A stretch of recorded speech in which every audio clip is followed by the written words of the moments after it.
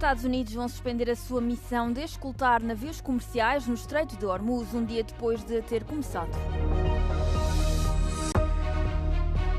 Guerra no Médio Oriente resolve-se pela via negocial e não com divisão, defendeu o primeiro-ministro português em Berlim. Zelensky critica cinismo de Moscovo após novos ataques russos fazerem dezenas de mortos em solo ucraniano na terça-feira. Companhias aéreas anunciaram o cancelamento de 13 mil voos previstos para maio e a redução de quase 2 milhões de lugares. Os Estados Unidos vão suspender a sua missão de escoltar navios comerciais através do Estreito de Hormuz, apenas um dia depois de terem começado a fazê-lo. Donald Trump afirmou que a decisão foi tomada na sequência de um pedido do Paquistão e de outros países. Acrescentou que se registaram progressos no sentido de um acordo de paz e que a suspensão da missão irá revelar se o acordo pode ou não ser finalizado. A navegação pelo Estreito de Hormuz, bem como o programa nuclear do Irão, estão no cerne das negociações num impasse entre Washington e Teherão. Embora o cessar-fogo entre os dois países se mantenha, este continua frágil. Na terça-feira, o secretário da Defesa dos Estados Unidos garantiu que Washington responderia de forma devastadora caso o Irão atacasse a navegação nesta via marítima. O Irão também advertiu os Estados Unidos contra uma nova escalada do conflito e disse que as ações do país e dos seus aliados colocaram em risco a segurança da navegação. Teherão emitiu um aviso contra quaisquer bases militares europeias que sejam utilizadas pelos Estados Unidos. Hossein Shariat-Madari, um político iraniano de destaque, afirmou que a Europa tem capacidade praticamente nula para resistir a um ataque do Irão. Argumentou ainda que as bases colocadas à disposição dos Estados Unidos são consideradas alvos legítimos. Esta ameaça direta surge na sequência do lançamento do chamado Projeto Liberdade, uma operação militar norte-americana com o objetivo de acabar com o domínio do Irão sobre o Estreito de Hormuz.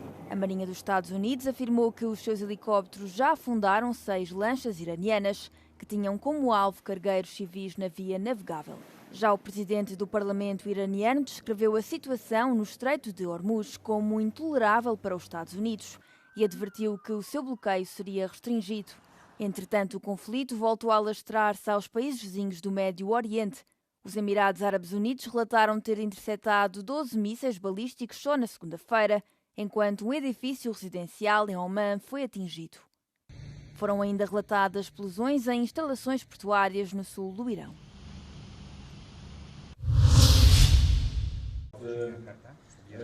Os equilíbrios geopolíticos alteram-se a grande velocidade e a Europa é chamada a passar das palavras à ação. O reforço da defesa e a conquista da autonomia na tomada de decisões críticas tornam-se prioridades. Numa conferência em Atenas, o comissário europeu do setor lembrou as frentes de instabilidade com que o bloco tem de lidar. Definitely, we are living through quite big challenges to know what we can call 360 degrees. There are big challenges in the Mediterranean region because of the war in Iran and also, destabilization of Middle East.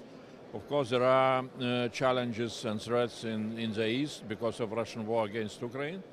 And there are challenges that Americans are announcing very clearly in their strategies that they will diminish their presence on the European continent and they want Europe to take primary responsibility for conventional defense. In such, environment, definitely we need to speed up with our defense readiness. We're doing a lot. Greece is showing good examples.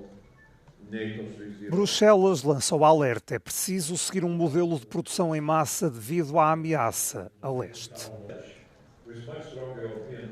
That is one of those, worrying evidences because Russia still is outproducing us and quite heavily in different areas. And that is why we need to ramp up our production. We need to learn a lot from Ukraine, how to produce not only what is called haute couture production, very, technologically very much advanced, but also very expensive and difficult to scale up. We need to move from haute couture to good enough production. Η διεθνής γεωπολιτική εικόνα παραμένει εξαιρετικά ρευστή, με εντάσεις και συγκρούσεις να επανακαθορίζουν τις πολιτικές ισορροπίες στην Ευρώπη. Σε αυτό το δύσκολο περιβάλλον, η αμυντική ετοιμότητα δεν αποτελεί πλέον επιλογή για τα κράτη-μέλη, αλλά αναγκαιότητα, τόνισαν οι περισσότεροι ομιλητές στην έκθεση DEFEA.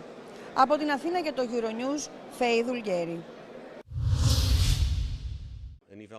O primeiro-ministro português apelou na terça-feira, no âmbito de uma visita oficial a Berlim, à retoma das negociações entre Estados Unidos e Irão. Em conferência de imprensa conjunta com o chanceler alemão Friedrich Merz, Luís Montenegro defendeu que o caminho passa pela diplomacia. Nós temos defendido e concretizado o princípio de que a via diplomática e negocial tem de ser absolutamente respeitada e incrementada. Os conflitos não se resolvem na base do avolumar de divisão ou de fatores de divisão. Resolvem-se quando há capacidade de diálogo entre as partes envolvidas. Resolvem-se se tivermos a possibilidade de convencer aqueles que estão errados do erro que estão a cometer e de realinharem as suas decisões. O chefe do governo português considerou ainda que aquilo que o Irão está a fazer é inaceitável, tanto no que diz respeito à obtenção de potencial nuclear para fins militares, como às consequências para o comércio internacional. Volodymyr Zelensky deixou sérias críticas ao que chamou de cinismo absoluto de Moscovo após novos ataques fazerem dezenas de mortos. Pelo menos 27 pessoas morreram em ataques russos por toda a Ucrânia na terça-feira. 12 pessoas morreram num ataque aéreo em Zaporígia, 6 civis foram mortos no centro de Kramatorsk, 4 em Dnipro e mais 5 em Poltava.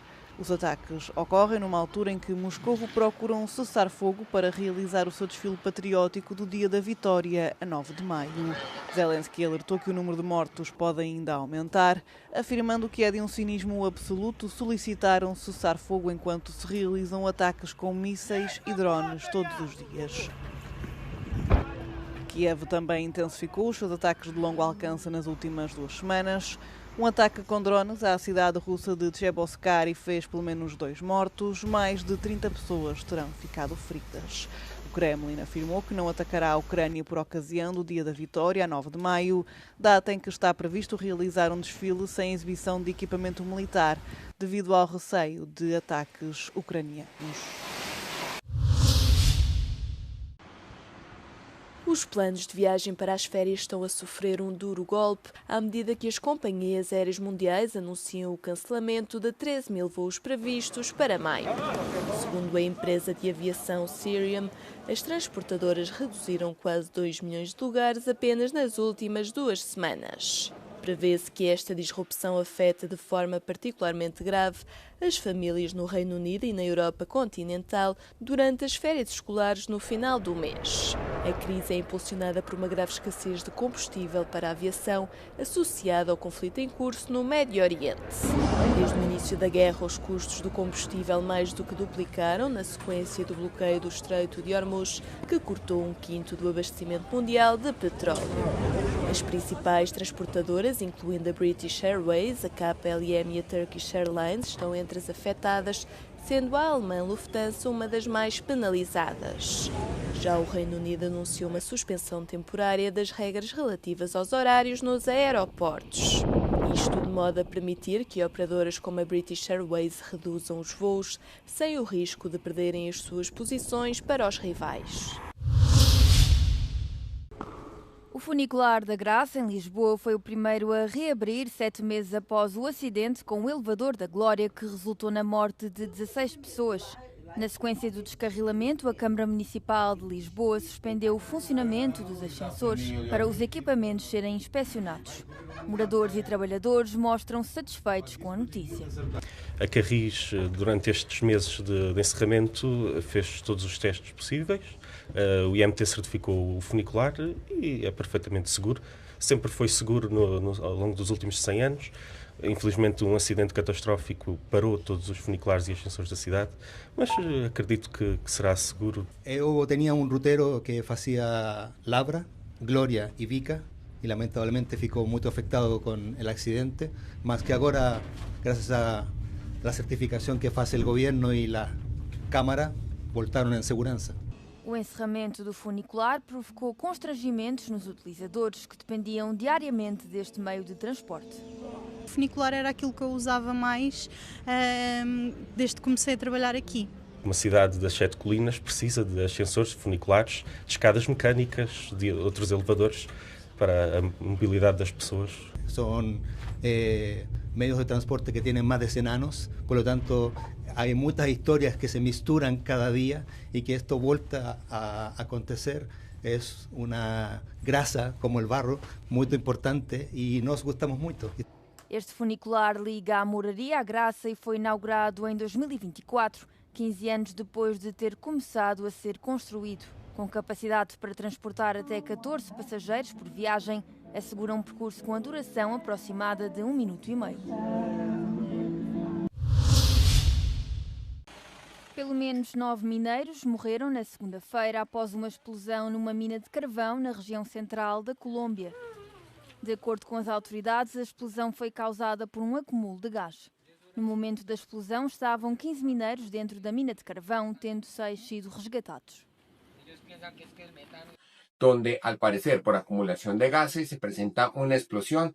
Al momento se reportan que 15 mineros se encontraban laborando en el sitio, 3 de los cuales salieron por sus propios medios. Os acidentes mineiros são comuns e frequentemente fatais na Colômbia, especialmente em minas ilegais ou improvisadas. Os acidentes ocorrem geralmente devido à má ventilação.